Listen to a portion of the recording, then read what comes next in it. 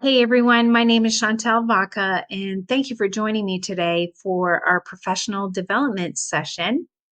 Our topic is identifying quality evidence based practices. Now, to get everyone in the same frame of mind, I'd like for you to consider of teaching as something that falls somewhere between an art and a science, because technically speaking, that's pretty accurate.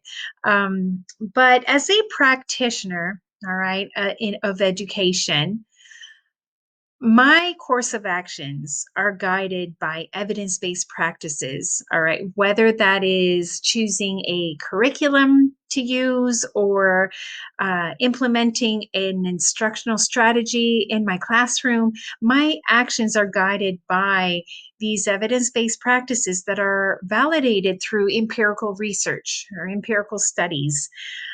So, one of the responsibilities we have as educators is that we partake in ongoing professional development, many times through literature review, so that we are kept abreast and informed of uh, research out there, current research, um, current practices. All right. And any sort of updates or refinements on strategies that have been implemented from long ago. But because science is a cycle and it's cumulative. So it's important to be current in these events. Just as it is in any practice, literature review is just part of that, and we are not no exceptions to that. Um, so let's see. Some of the complaints that we do get is that it's difficult to weed out through all of the literature that are out there. So this can be served as a guide or as a refresher, if anything else, to what are peer-reviewed articles and where can we find ev- uh, evidence-based practices. So we've got different types of publications are primary empirical research articles. So now this is where the researcher has formatted his results and his presentation in a way that can be published. And so you're going to have your abstract um, before the rest of the content, but the abstract will give you a rundown of the type of research design that was implemented. So maybe it was like a single case research design. It will say that in there. It'll give you a rundown of the participants and just kind of describe them, um, their data collection. It'll be very explicit information. Now, as you read through the rest of the article, you'll find some graphs in there, and so it's just very explicit information. Um, that's how you know that this is an empirical study. All right. It'll be that type of information in there. Analytical research articles, these are different from, they're not the actual studies, right? But they are maybe a compilation of all the different studies on a similar topic. So literature review will give you all the research that are relevant to that topic and just condense it, compile it into one article. And then a meta analysis takes it a step further, and it also brings in the statistical data from those research. And then that gives you just a deeper insight into all the research available and what the data say about it. Practitioner oriented articles is where teachers really like to reach out to. These are a hands-on. They are based on the empirical research, but they are evidence-based practices that are maybe a guide on how to implement them.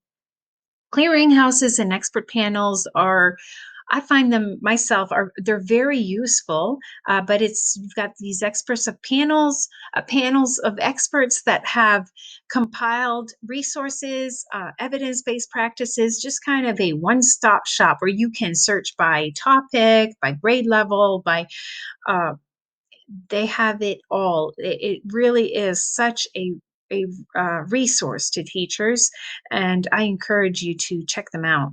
And I find them by simply doing a Google search. So I know that's maybe not very official, but that is what I do, and it works. Okay, identification of literature. Okay, so there, as I said, and as we all know, there's many literature out there that are published, but and some of them will even have an abstract in these articles, and you're thinking, oh, I must be reading a empirical research.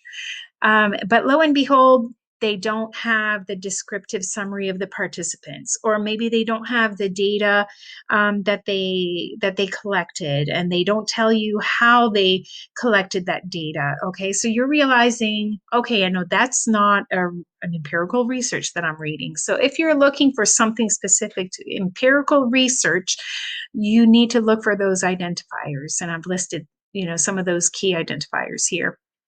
A big one too in empirical research is that you'll have that inter-observer agreement, which is, when you've got a person collecting data, you'll have a second person collecting the same data independently, and then you're going to compare your collection and see, did you agree on what you collected? And it's just, again, just a different level, a very rigorous process to go through. Now, literature, you're again going to have, these are not considered empirical, kind of as I described earlier. They're more, but I'm sorry, they are considered empirical. They're just not considered primary, as I discussed earlier. They're not the actual research, but they are a synthesis of the research that is available. Practitioner oriented articles are hands-on approaches. They're the guides through for practical application. And then you've got your expert panels and your clearinghouses, which I always find by Googling.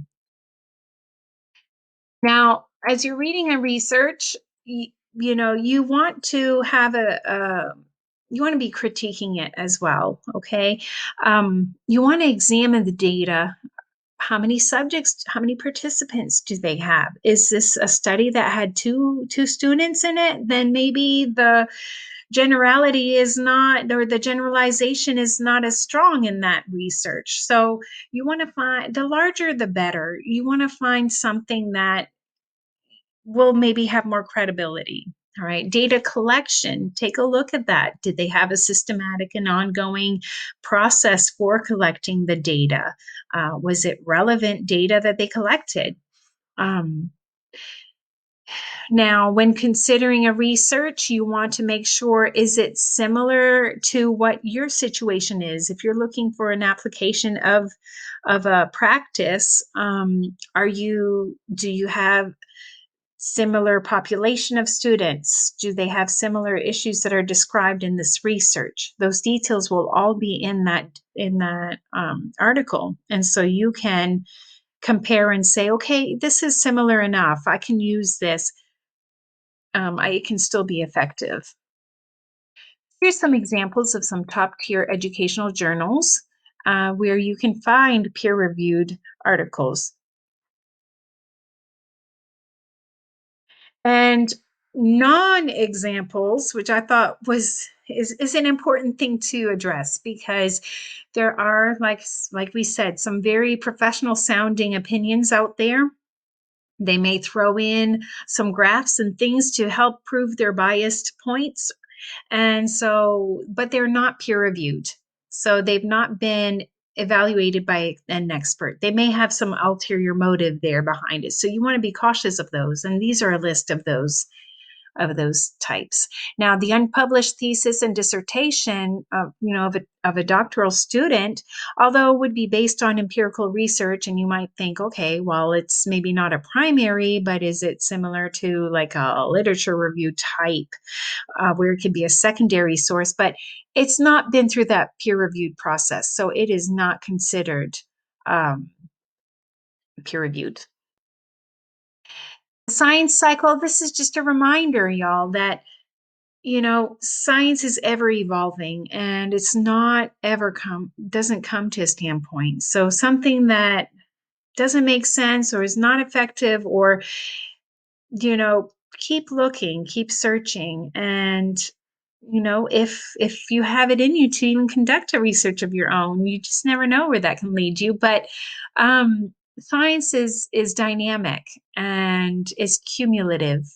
And so this visual right here serves as a reminder that, we're testing, we're theorizing, we revise, and observe, and it's something that you constantly go through um, as researchers as well. So it's not just us, but it's also them. And there is a 10 to 15-year research to practice gap. And so sometimes it does take a while to see that current information. However, um, it is our responsibility to be sure that the research we do refer to is quality, peer reviewed, and these are some identifiers to help you with that. So, thank you for your time today, and I hope you have a great rest of your evening.